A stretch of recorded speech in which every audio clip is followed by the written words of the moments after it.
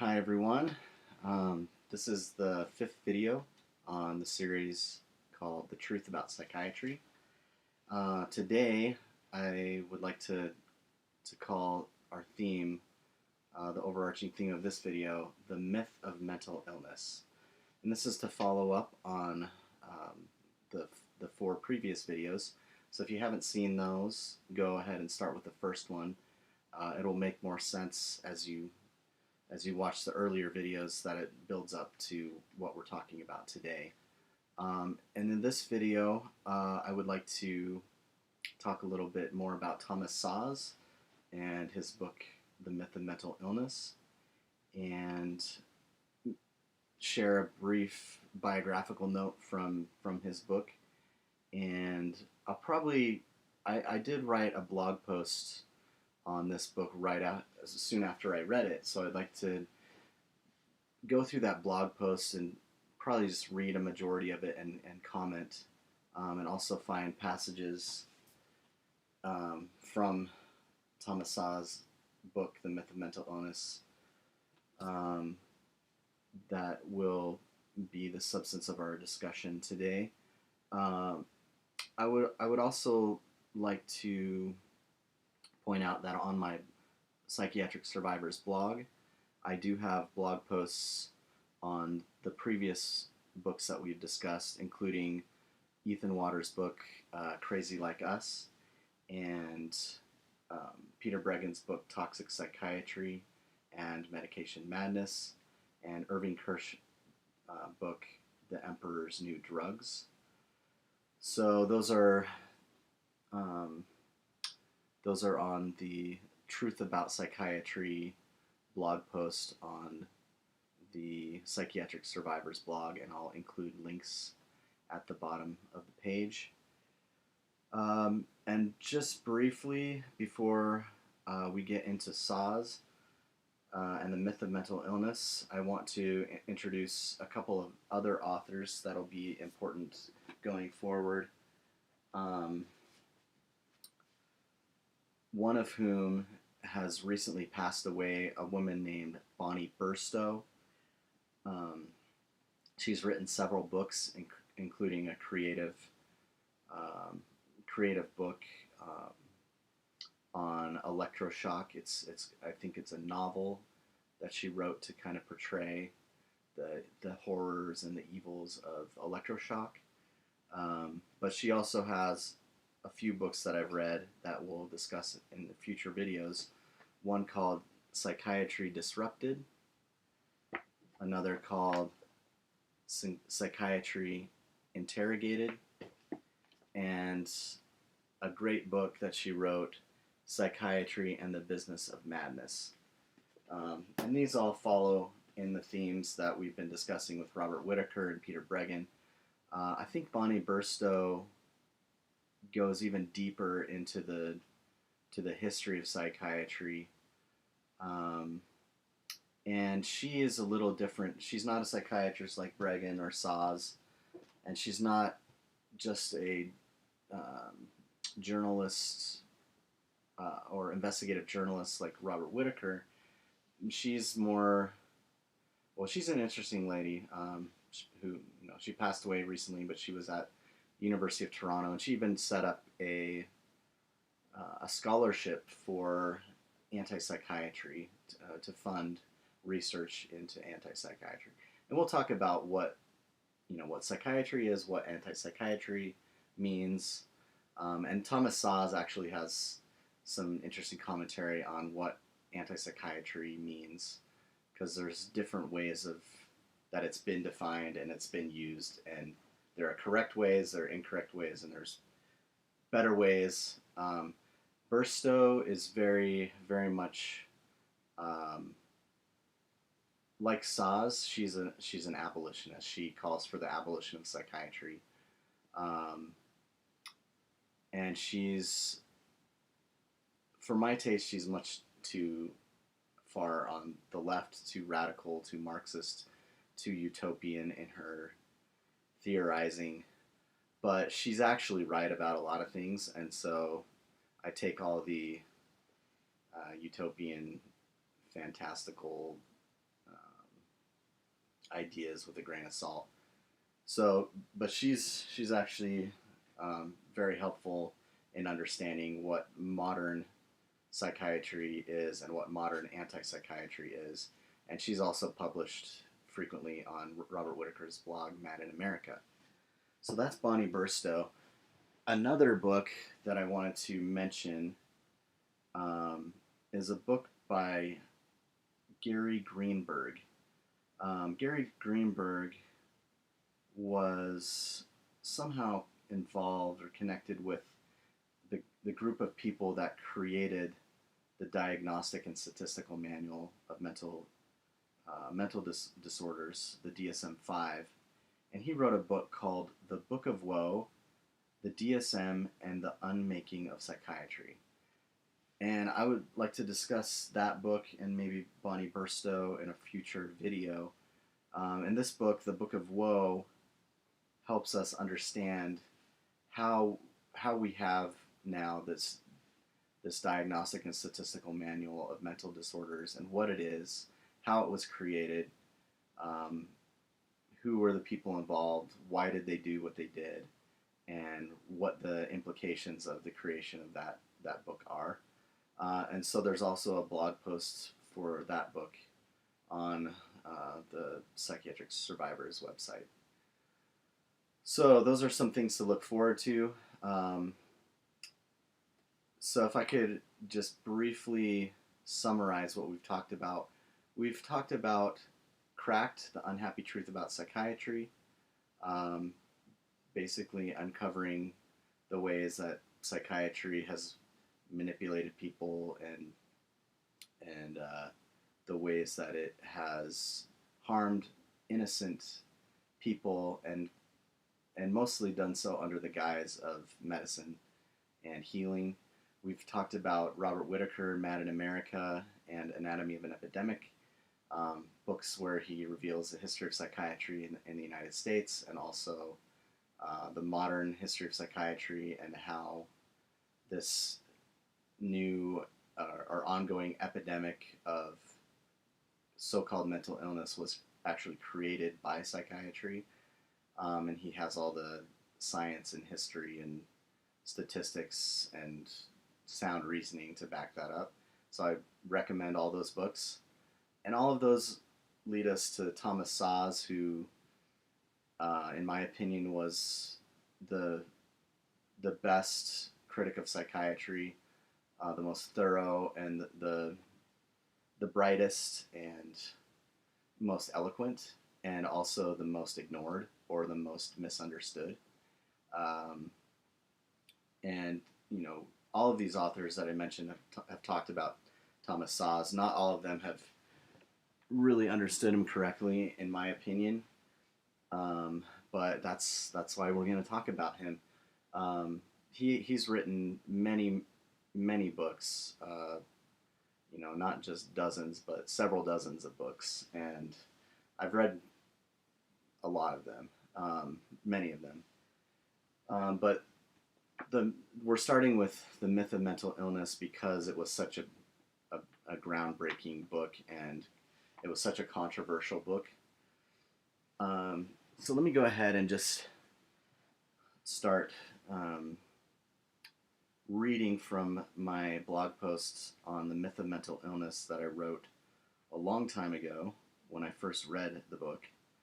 And I'll pause occasionally to comment, and gradually we'll work into the book itself. And there are quotes from the book and ideas that we'll discuss. And so this video on the myth of mental illness I'd also like to dedicate to people who are currently suffering or struggling under a supposed diagnosis of mental illness, whether it be MDD, you know, major depression, whether it be bipolar disorder, whether it be schizophrenia, like heaven forbid such an awful label to be given to anyone.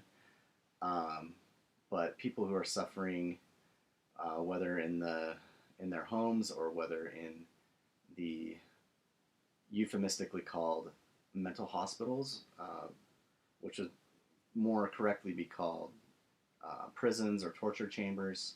And Thomas Szasz points out why that's the case.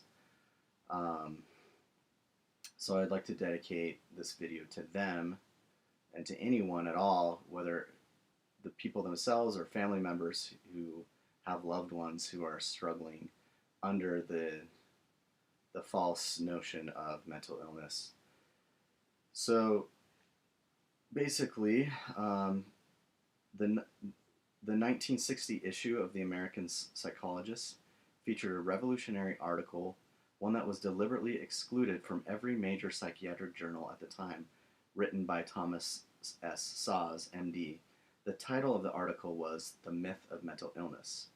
This piece began with the following statement, quote, "My aim in this essay is to raise the question, is there such a thing as mental illness? And to argue that there is not." At first glance, such a statement may sound absurd, but Szasz later published an entire book on the same topic and with the same title, The Myth of Mental Illness. More than half a century later, Szasz wrote a new preface to his book, observing that, quote, "In the 1950s, when I wrote The Myth of Mental Illness, the notion that it is the responsibility of the federal government to provide health care to the American people had not yet entered the national consciousness." Unquote. Today, however, the notion that it is the responsibility of the federal government, this is my commentary, to provide health care is so ingrained in the national consciousness that to suggest otherwise, at least in some circles, borders on political heresy. How did this happen? And is mental illness really a myth? Is there really no such thing as mental illness? Szasz went on to explain in the new preface to his book that, quote, 50 years ago, the question, what is mental illness, was of interest to the general public, as well as to philosophers, sociologists, and medical professionals. This is no longer the case. The question has been answered, dismissed would be more accurate, by the holders of political power representing the state. They decree that mental illness is a disease like any other. Political power and professional self-interest unite in turning a false belief into a lying fact. So I like how Szasz starts out his book because he's stating very clearly that his observations run counter to commonly accepted opinions, whether about mental illness, whether about the federal government. Szasz was a little bit too much of a libertarian for me, for my taste, and he also has some confusing ideas about religion. But when it comes to mental illness, I think, or the so-called category of mental illness, he's very accurate and more well-read and understanding than most anyone, even among modern critics of psychiatry or anti-psychiatrists. So, and I also like that idea of, questioning why do we think it's the federal government's job to provide health care, as if, that the federal government is some, giant doctor that's to take care of all citizen patients. I think maybe it's a natural outgrowth of what happens when two sides of the same coin, when the individualism, radical individualism, and a radical statism, become the governing principles of a society instead of, what the founders had in mind, or what ancient republics had in mind with republics of virtue, or republics oriented towards other goods. So let's get back to this blog post on Szasz.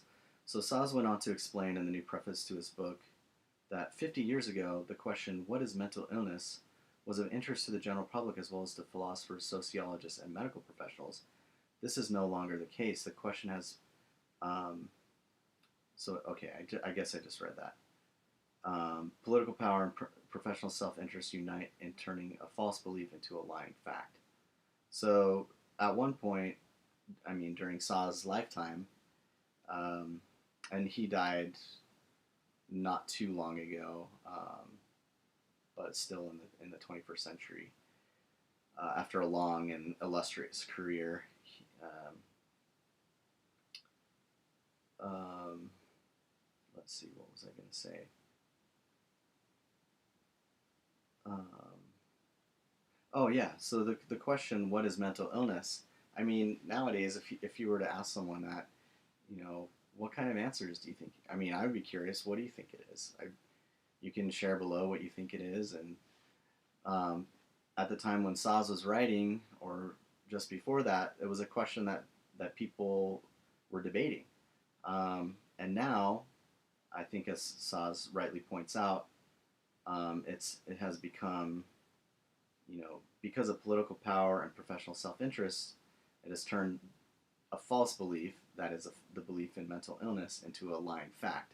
So now it's almost taken for granted. If anyone, I mean, you hear it talked about all the time in the media, in casual conversation, even in church congregations.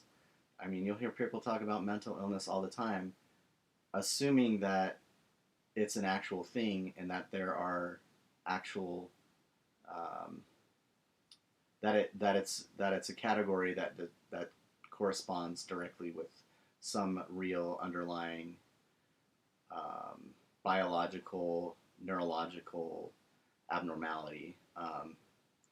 Which, if you take a moment to press people a little bit, it'd be interesting because there's never been any sort of test, or blood test or brain scan or anything like that. We'll get into those kind of things later. But the reality is, as Szasz points out in this book, is that although we talk about mental illness as if it's an illness like any other, like diabetes or cancer or something like that, it's obviously not the same thing. And not only that, it's mythical in nature. Now, let me be careful here, because this is not to suggest that people who have been labeled with a mental illness, or people who suffer in any way, and even if they call their suffering by the names that are given in the DSM-5, this is not to say that the suffering isn't real, that people don't experience hardship and trauma and suffering of an emotional, mental, spiritual, and physical nature. That's part of mortality. That's part of life. It's just to say that the way that we talk about it has been obscured by a history that is mostly hidden to the general public, and Szasz helps bring that history to the foreground.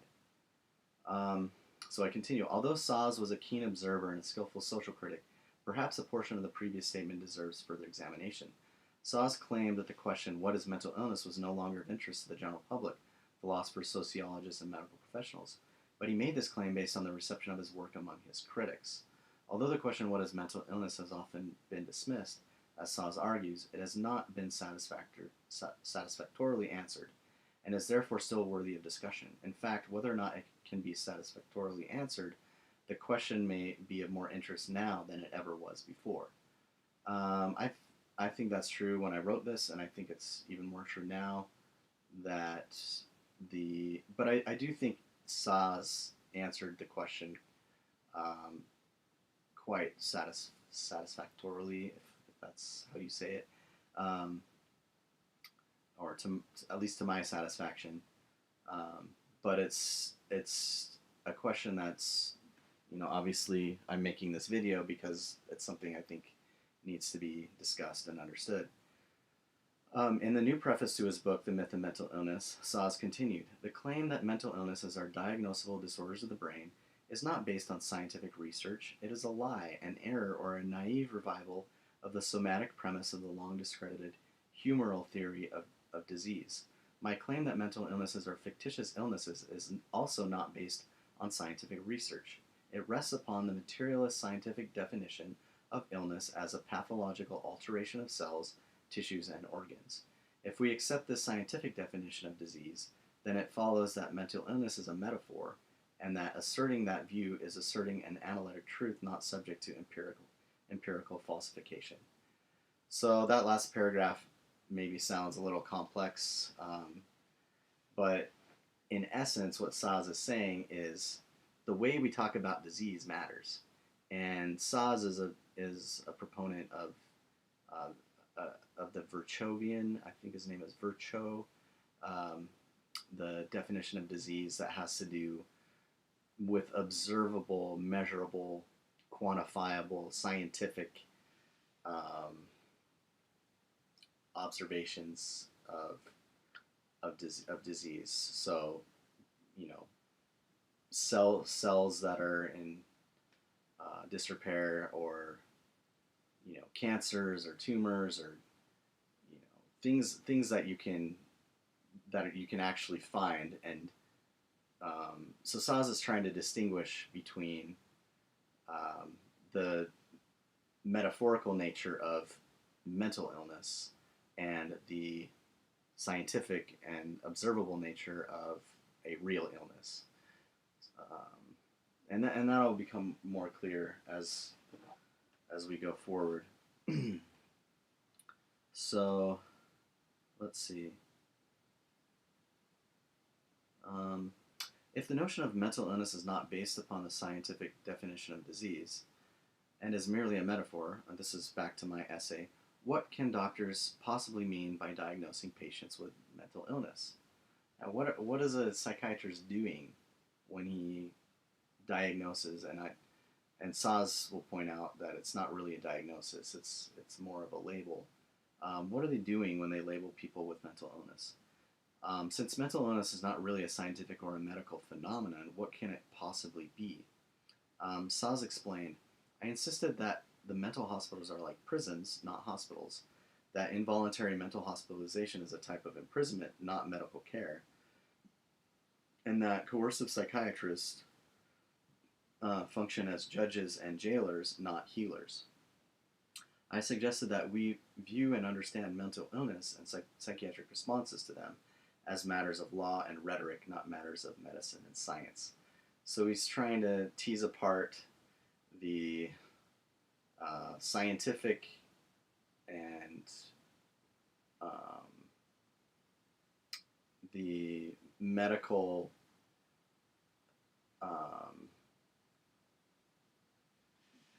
he's teasing apart the metaphorical and the real. So there are real diseases that are really measurable and really diagnosable by doctors who are trained in those fields. And then on the other hand, there's psychiatry. Szasz also insisted that his thesis was not a fresh insight, nor was it a new discovery. The reason why such arguments seem new was, as Szasz explained, because we have replaced the old religious humanistic perspective on the tragic nature of life with a modern, dehumanized, pseudo-medical perspective on it. In other words, the notion of mental illness grew out of the secularization of everyday life and the, quote, medicalization of the soul and of suffering of all kinds. So Szasz is a little bit too hard on religion, but he does make some good points, because there were obviously some pretty disastrous abuses of religious authority and religious or theological insights that Szasz, I think, it kind of obscures his thinking a little bit on religion, but his basic point is, I think, mostly true, that we have replaced the old religious humanistic perspective on the tragic nature of life with a modern, dehumanized, pseudo-medical perspective on it. And this is a theme that is throughout all of Szasz's writings, and it's a theme that basically I would say Szasz is an atheist, so I disagree with him about that. He's wrong about that, and he's wrong about his his being too libertarian. But he's right that um, that religion has been replaced with a new religion.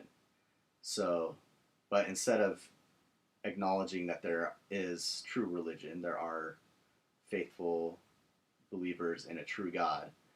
Um, he is just saying that the modern religion is a new false religion that replaced the old false religion. So the new false religion is the religion of pseudo medical, pseudoscience, the medicalization of the soul and the suffering of all of all kinds.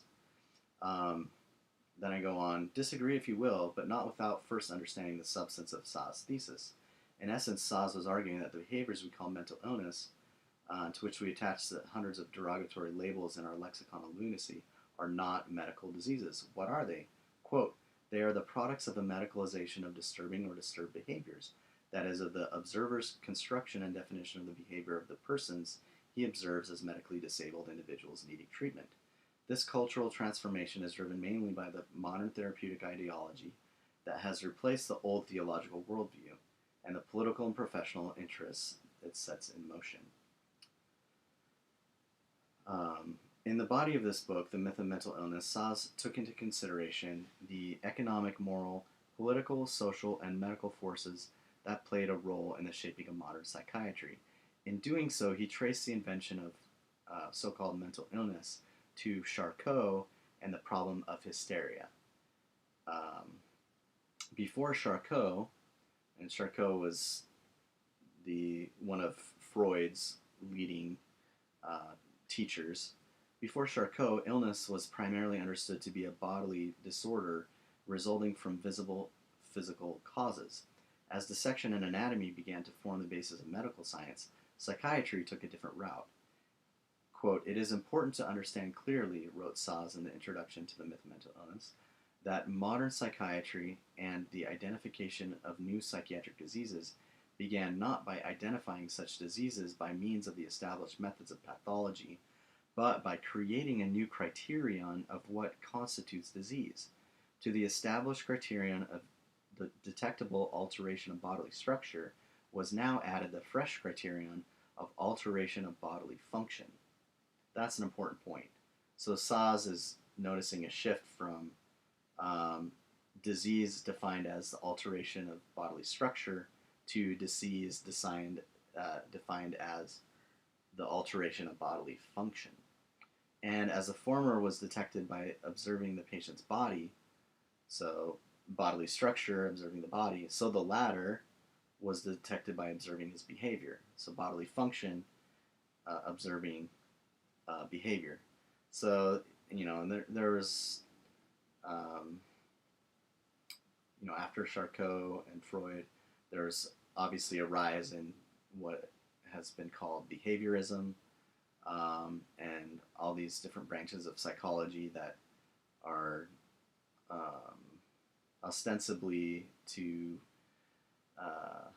a scientific field of study to understand human behavior, but the science of that is obviously very debatable. Thus, whereas in modern medicine new diseases were discovered, in modern psychiatry they were invented. Now that's one of the most important points that Szasz makes. So he's not anti-science. He's not anti-medicine, because real science, real medicine have to do with discovering actual diseases. Like there's a real thing called malaria. There are viruses. There's HIV. There's we have our wonderful Wuhan coronavirus right now. It's a real, actual thing. But whereas in modern medicine diseases are discovered, psychiatry creates or invents so-called diseases. And as we've seen in our book, where did I put it?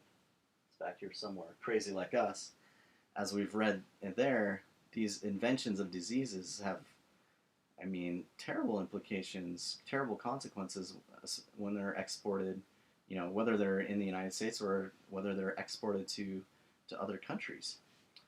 The invention of new functional illnesses, beginning with hysteria, has multiplied and continues to multiply indefinitely, filling volumes such as the ominous and opprobrious Diagnostic and Statistical Manual of Mental Illnesses. Such inventions, to the detriment of many, have become synonymous with, or at least parallel to, conventionally discovered biological illnesses. The result is that, absent fixed criteria and empirical evidence, quote, any phenomenon studied by the observer may be defined as disease. And then, as we'll see in a future video, as we go through Gary Greenberg's book, The Book of Woe, we'll see how these diseases, these invented diseases, have just proliferated, and how they've been used is really astounding. To this last point, there are innumerable examples of diseases that have been invented in order to control or subdue particular groups of or individuals. Consider, for example, drapetomania. I talked about drapetomania in a previous video. Basically, drapetomania was a disease that was invented to describe slaves who desire to escape from their conditions of slavery. They were sometimes labeled with this supposed illness called drapetomania. I mean, heaven forbid that a slave would want to escape from slavery. Another is oppositional defiant disorder. This is a more modern invented disease that's often tacked on to other invented diseases because people who are labeled with these fake diseases end up, manifesting defiance, which, like a slave wanting to escape from slavery is perfectly natural, but psychiatry has taken upon itself to put a label even on resistance to psychiatry. So oppositional defiant disorder, I mean, you gotta hand it to them for their creativity. This is not to say that mental or emotional suffering is not real, but that in many cases the psychiatric labels applied to such suffering can range from seemingly arbitrary to blatantly absurd. Szasz's acute insight was that the roots of modern psychiatry, whose primary figures include Charcot and his student Freud, are planted deep in the soil of a dehumanized and objectified view of patients. Thus, as Szasz demonstrated in his book, quote, Charcot and the other physicians who worked there functioned as rulers vis-a-vis their subjects. Instead of intimacy and trust, their relationship to each other was based on fear, awe, and deception. In sum, Charcot and his acolytes made it easier for sufferers to be labeled as sick, and therefore easier for them to be subjected to coercive treatment.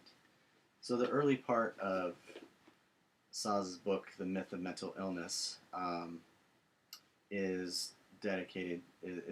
focuses on Charcot and Freud, their relationship, and their invention of hysteria and how that relates to modern inventions of other mental illnesses. I forgot to mention the biographical. Maybe this is a good place to enter into a brief biographical note on Thomas Szasz. He let's see if I can find it. I think this will help understand Szasz and his writing. Yes, it's in the preface of his book.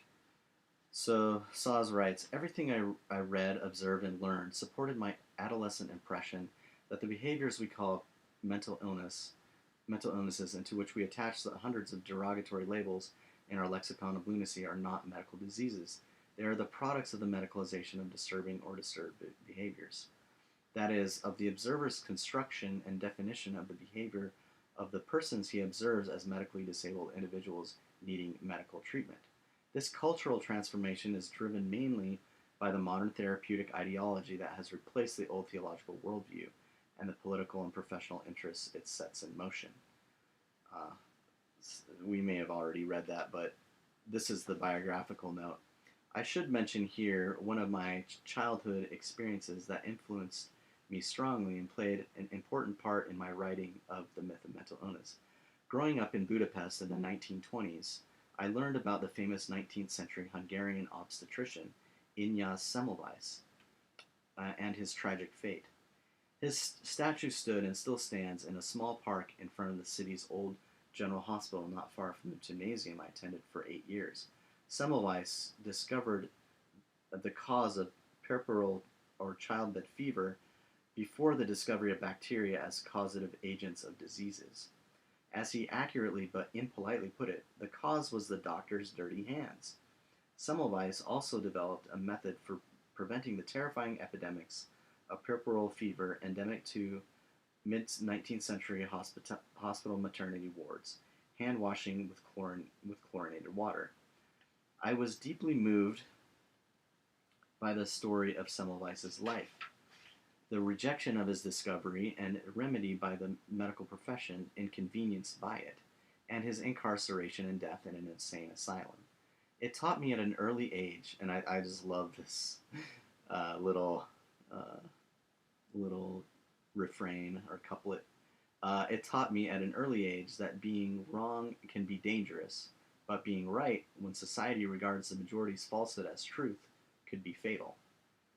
This principle is especially relevant to the false truths that are a basic part of entire society's belief system and that support economically and existentially important common practices. In the past, fundamental false truths were religious in nature. Today, they are mainly medical in nature. The lesson of Semmelweis's faith served me well. So yeah, at the end of that, I think Szasz goes a little too far in his critique of religion, but that the false truths there are a lot of mainly medical false truths. I think is evident and relevant even more today with our current pandemonium. So yeah, Szasz was influenced by Semmelweis, his work, and I think he kept that in mind as he was working in the field of psychiatry. Basically showing, as Semmelweis showed, with the fever and the doctor's dirty hands, Szasz is showing, the falsehoods inherent in psychiatry. Fortunately for Szasz, he lived to a ripe old age, and he wasn't confined in an insane asylum or anything like that. But he was very courageous and willing to speak out against the falsehoods that he recognized. So back to my essay. Szasz then addressed the social context of medical practice, in which he discerned the social harm that arises from the therapeutic state while distinguishing between private practice and charity practice. So the therapeutic state is a concept in Szasz that's all throughout his work. He even has an entire book on the title with the title of The Therapeutic State, which is a really interesting read. And I think I have a couple of books back here. George Orwell's 1984 and Animal Farm, Brave New World, Darkness at Noon, Amusing Ourselves to Death. It's kind of a few novels and some dystopian literature. But the therapeutic state, I think, is a good kind of description of even what Huxley was showing in Brave New World. We're in that Brave New World now, or something similar to it, and we're in the therapeutic state now, or something similar to it. And Szasz wrote quite eloquently about that. Szasz honed in on the coercive nature of the therapeutic state and psychiatry's role within that state. Quote, in short, the private two-person therapeutic situation maximizes mutuality and cooperation in the relationship between the participants, whereas the public multi-person therapeutic situation maximizes deception and coercion in the relationship among them. In Western institutional psychiatry, as well as in Soviet medicine, Physicians and patients can thus force one another to do things they do not want to do. For example, physicians can coerce patients by certifying them as insane or by certifying or refusing to certify that they are genuinely ill.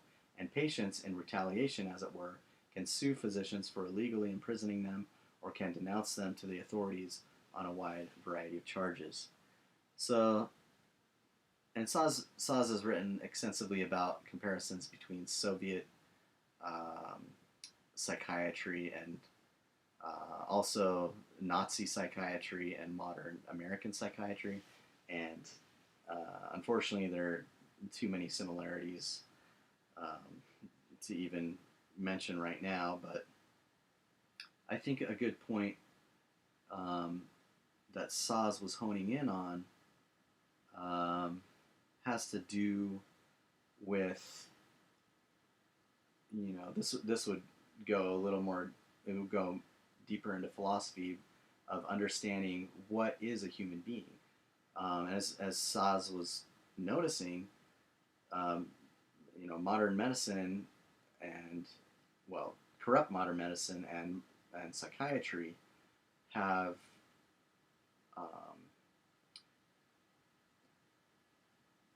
are working under philosophical assumptions about the human person as not as a being created in the image of God with a divine nature and destiny, or with natural dignity and worth, which is the whole Judeo-Christian tradition and the Western philosophical tradition are contribute to our understanding of the human person in this dignified way, whereas psychiatry has followed right along with the reduction of the human being from this dignified as a dignified moral agent to a conglomeration of cells and atoms and a mixing bowl of chemicals and that kind of thing. So let's see. We've got a little bit more in this this review of. Basically, I'm trying to get into the myth of mental illness and give you a good overview. I would obviously highly recommend that you read the book. The first part is the part that I concentrate on, because the second part, Szasz is trying to come up with his own theory of human action, which, I mean, there's some creativity involved there, but I don't think it's as important as the first part of this book. Szasz also recognized that so-called medical care can be used as a form of social and political control. Quote, "It is evident that anything that affects large numbers of people and over which the government or the state has control may be used as a form of social control. In the United States, for example, taxation may be used to encourage or inhibit the consumption of certain goods. In the Soviet Union, medicine may be used to control personal conduct and mold society in a desired direction. Moreover, just as taxation is also used as a method of social control in Russia, so medicine is also used in this way in the United States. Both systems are thus admirably suited for gently keeping in line the discontented and dissenting members or groups of society." Unquote. If this was true when Szasz was publishing his book, could it also be true today? And as I was reading that, I just immediately thought of our friend Anthony Fauci and all these epidemiologists and doctors and scientists who are somehow become the gatekeepers of our society and the elite rulers of our society. And medicine is obviously there is a pandemic and there is a Wuhan coronavirus that's harming people, but we still can see how medicine is being used as an instrument of social control. In chapters 4 and 5 of The Myth of Mental Illness, Szasz delved deeper into the history of hysteria and Freud's impact on the field of psychiatry. He traced his search for the biological and physical causes of so-called psychopathological phenomena to the investigator's, quote, craving for prestige and power rather than his desire for, quote, understanding and clarity, unquote. By adopting the medical model of illness, psychiatrists were enabled to, quote, share in the prestige and power of the physician. In Chapter 6, Szasz confronted the contemporary views of hysteria and mental illness, concluding that a gulf exists between the, quote, psychologically minded psychiatrists, of which, unquote, of which Szasz was one, and his, quote, organicist colleague, unquote. I think that's clear enough. This book has a lot on Freud and Charcot, and I like Szasz has read a lot on the early days of psychiatry, the fathers of psychiatry, people Freud, Charcot, Bleuler, Kraepelin, and other, Pinel, all these kind of founding fathers of psychiatry. He's read all of their works and dissected them, and he knows exactly what's up with them. Having proffered his criticism of psychiatry, Szasz proceeded to lay out his own analysis of behavior and theories of personal conduct. This is in the second part of this book that I think you can skip without losing too much. Suffice it to say that if psychiatry establishes false premises for understanding mental illness, Szasz may have felt constrained to elucidate a theory to take its place. Rather than fiddling with Szasz's substitute theories, let us understand the conclusions that Szasz himself reached from his research, namely that the customary definitions of psychiatry are worthless and misleading, and that mental illness, as commonly understood, is a myth. So then at the end of my essay here, I just tack on Szasz has a summary of his argument. Maybe I'll read just a couple. 1. Strictly speaking, disease or illness can affect only the body, hence there can be no mental illness. 2. Mental illness is a metaphor. Minds can be sick only in the sense that jokes are sick or economies are sick. 3. Psychiatric diagnoses are stigmatizing labels, phrased to resemble medical diagnoses and applied to persons whose behavior annoys or offends others. 4. Those who suffer from and complain of their own behavior are usually classified as neurotic. Those who behavior makes others suffer and about whom others complain are usually classified as psychotic. 5. Mental illness is not something a person has, but is something he does or is. And he continues, and there's at least 10 of these things. I would just stop to focus on the first two. Disease can only affect the body, hence there can be no mental illness. This has been debated, and Szasz has had a lot of criticism for this. I have a book called Szasz and His Critics, where several of his critics, basically try to debunk this idea that illness can only affect the body. And maybe we'll get into that another time, but Szasz's reply is very interesting.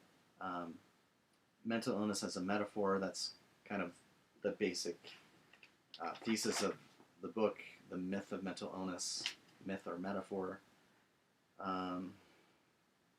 So I conclude, Szasz's persuasive and provocative book, along with his essay, earned him both effusive praise and harsh criticism. He supplied the argument that mental illness is a myth in response to a question that had puzzled the general public, as well as philosophers, sociologists, and medical professionals. A question that may be of more concern today than it was at the time that Szasz published his book and essay. The question, what is mental illness, has often been dismissed, but rarely has it been answered with a kind of precision and accuracy of which Szasz was capable. Even if it has not been fully or satisfactorily answered, it is still a question worthy of discussion. So that's a little introduction to the myth of mental illness, and please read the whole book.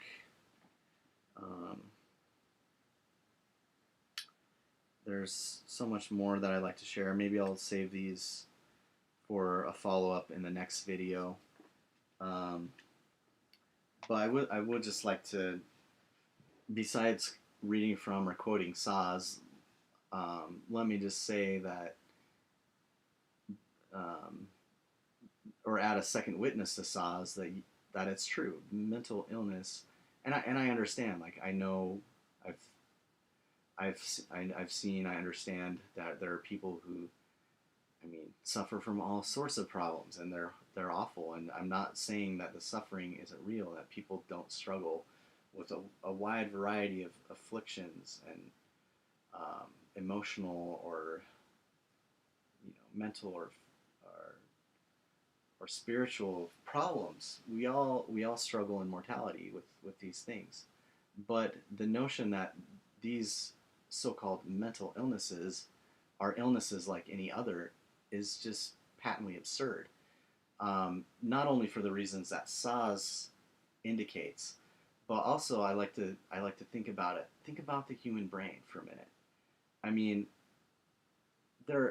we have in university departments, there's neuroscience departments, and there's, in medicine, there's all these brain scans, and like, how much do we really know about the human brain?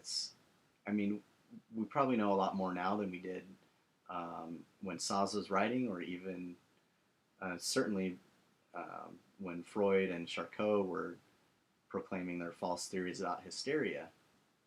Um, but even then, I would say that we know, when compared to what the mystery and uh, the wonder of the human brain, that we know next to nothing.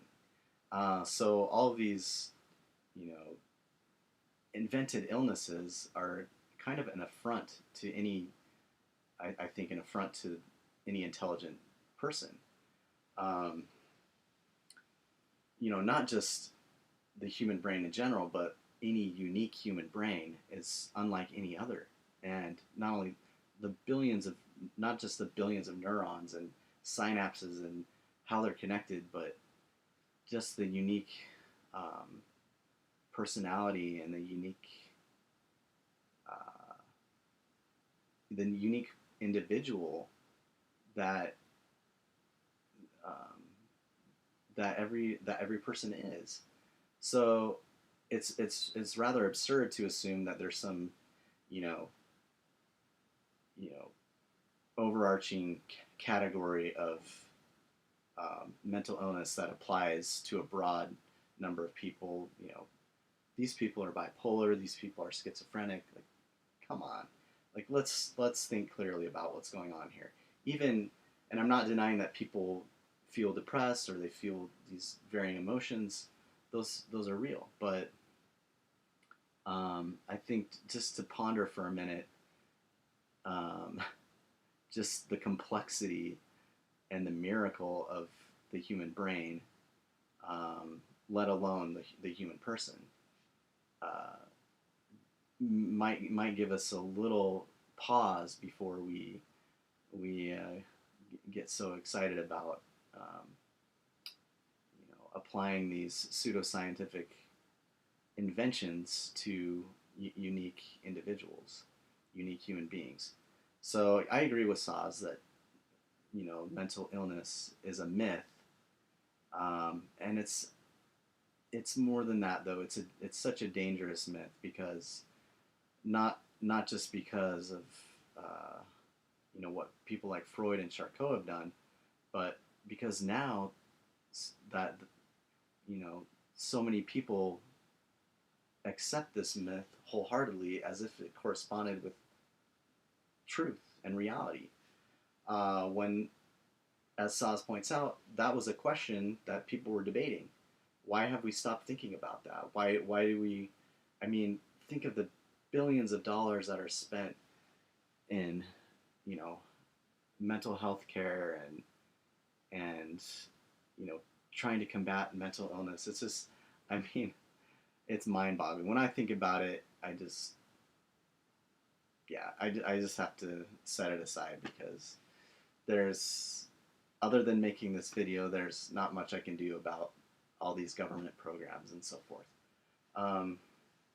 So that's a little introduction to the myth of mental illness, Thomas Szasz, and I hope you enjoyed it. If you have questions, comments, please keep them civil, and please post them below. I'll post some links, and like I said, in the future videos, we'll talk about some of Bonnie Burstow's work, what it means to be, what psychiatry is, what it means to be anti-psychiatry. Hopefully we'll get into talking about the DSM-5 with Gary Greenberg's book, The Book of Woe, and how that was created. And we're starting to put together this picture of what psychiatry is, what mental illness is, how psychiatry developed, what the DSM is, and how we got to where we are today, so that we can see through a lot of the lies and the deception that's out there. And I want to offer this to people, to you, so that you can make your own decisions based on more accurate information than is normally available to the public. So thanks again, and I'll talk to you soon.